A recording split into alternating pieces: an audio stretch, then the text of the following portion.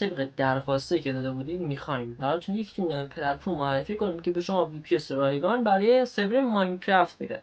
دقت کنید فقط پلتفرمی که بهتون سرور ماینکرافت فری میده، نه بهتون VPS میده نه بهتون دسترسی SSH میده. صرفا یک سری پلتفرم های رایگانن که بهتون سرور MC رایگان میده، همون ماینکرافت رایگان. اینم به خاطر که توی کامنت ها گفته بود، در کامنتش پیدا کنید بالا میذارم و درخواستی بوده و شما ازم خواستید گذاشتم. بریم ویدیو داشته باشیم. وبسایتی که میخوام بهتون معرفی کنم برای در واقع پنل و حالا همون سرور ماینکرافت یا ام سی، یک وبسایتی که حالا توی دیسکریپشن توی کامنت اول این ویدیو پین میذارم به اسم فالیکس نوتس که به شما رایگان حالا پریمیوم هم داره. رایگان به شما یک سروری میده.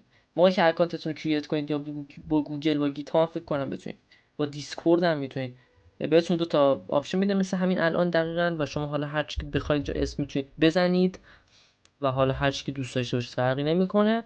کانتینیو رو میزنید، اینجا گیمتون رو انتخاب میکنید. مثل اینکه بقیه گیم ها هم پوشش میده نمیدونم، ام سی تون رو انتخاب میکنید. در واقع فکر کنم اپلیکیشن هم میتونید توش اکزیکیوت کنید ولی نمیدونم دسترسی کنسول بهتون میده یا بعد تستش کنید.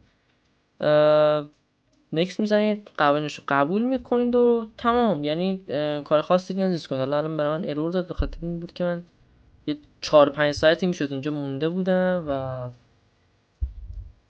اروری که داد به خاطر اکانتم بود.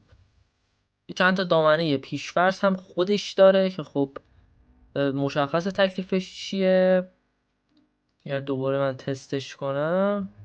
داره اینجا سرور تایپ رو میاره واسهتون، وانیلا، در واقع بدراک، کراس پلی. حالا این رو میتونید بزنید، مثلا وانیلای پلاس مثلا ورژنش رو مثلا میتونید انتخاب کنید اینستال کنه و در واقع حالا دقت کنید حتما باید بدون وی پی ان دادن، چون وی پی ان داره برای من ایرور میده.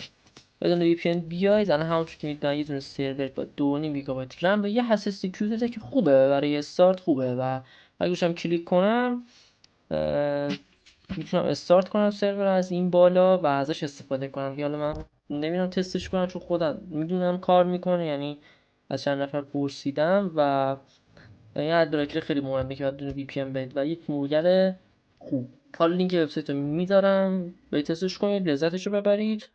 امیدوارم که راضی باشید ازش. از این ویدیو حالا امیدوارم خوشتون اومده باشه. تا ویدیو بعدی موفق و سلامت باشید.